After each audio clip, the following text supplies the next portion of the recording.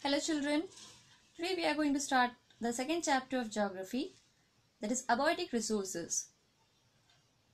Land resources, soil resources and water resources. Yes, in this chapter we are going to study about the subtopics such as land resources, soil resources and the water resources.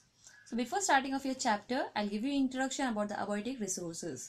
Yes children, abiotic resources consist of the non-living things like minerals, rocks, metals, land, soil and water. These are the free gifts of nature for the living organisms. Land, soil and water are the most significant abiotic resources of the earth. They carry great economic benefits to the people of not only a country but to the whole world also. The economic prosperity of a region is based on the availability of these resources. They encourage human settlements and population growth. Land, soil, and water also influence the climate of a place. For example, mountainous regions have rugged and land surfaces that limit the human settlement, while the plain regions that have fertile soil and plenty of water encourage the people to settle down. They also influence the growth of plants, animals, and inorganic materials over a longer period.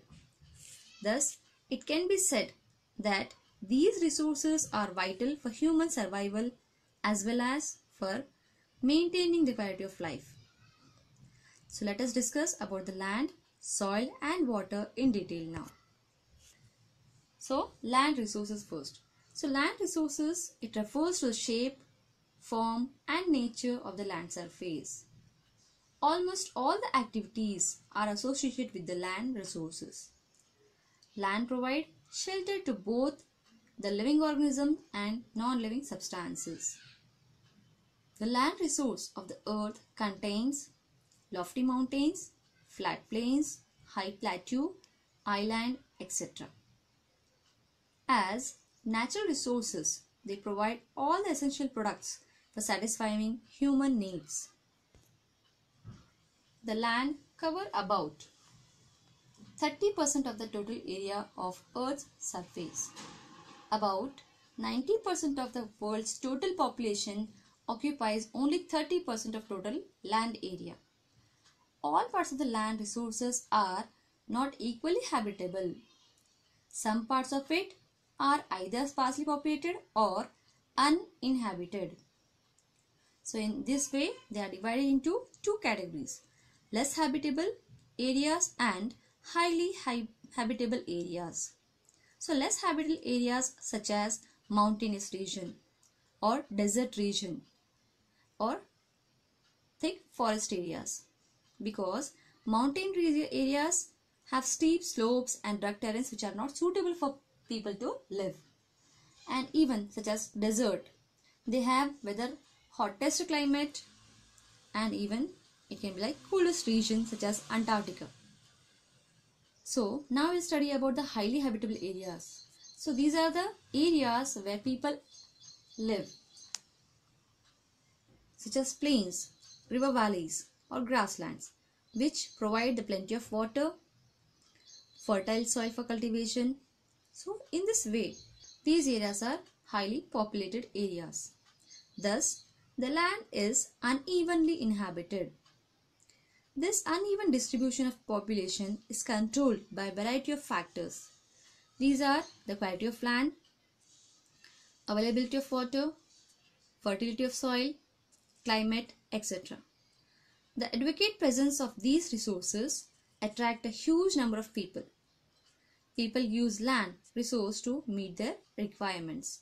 So now we will study about the land use and its different types of activities which take place. Yes, so let's start with the land use. Different types of agriculture activities such as forestry, mining, building, houses, etc. are performed on the land surfaces. These are collectively termed as land use. So land use refers to land under plough or agriculture, grazing of animals, construction of roads, building, mining, manufacturing, marshy lands, waterland and land in the forest. These are the land use. Usually people have their own land on which they do farming or make houses, etc. Now we'll study about the types of lands. Yes, there are two types of land. One is private and one is community land.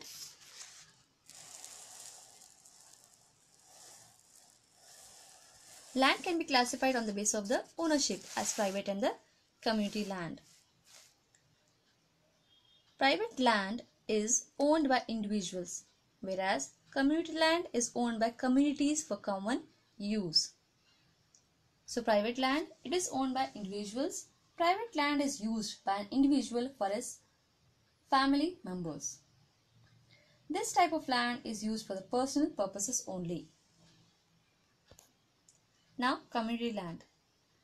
It is owned by the community for some common purposes, such as collection of fruits, grains, nuts, water, vegetable herbs, etc.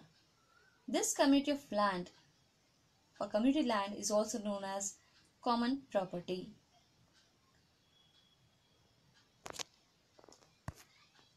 Land use patterns. There is considerable variation in the land use among the nations of the world. The term land use pattern is used to indicate different use of land.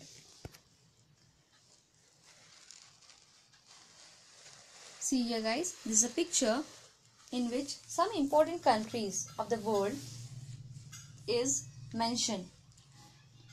Means how much land they use for the agriculture, pasture, and how much land is under forest and the other use. So let us study the table. See here guys, in the following conclusion can be drawn from the above land use pattern of the selected countries of the world. Australia, it uses high percentage of area under pastures, that is 56%, as India has under cropland 57%.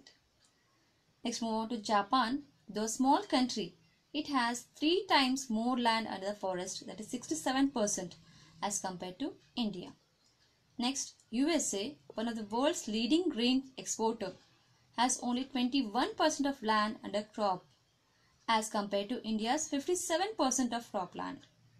Among these countries, India has considerably high percentage of area under the croplands. So in this way, I hope you have understood about the land use in different countries. So in next video, I'll show you about the different factors affecting the land use patterns. Thank you everyone. Have a nice day.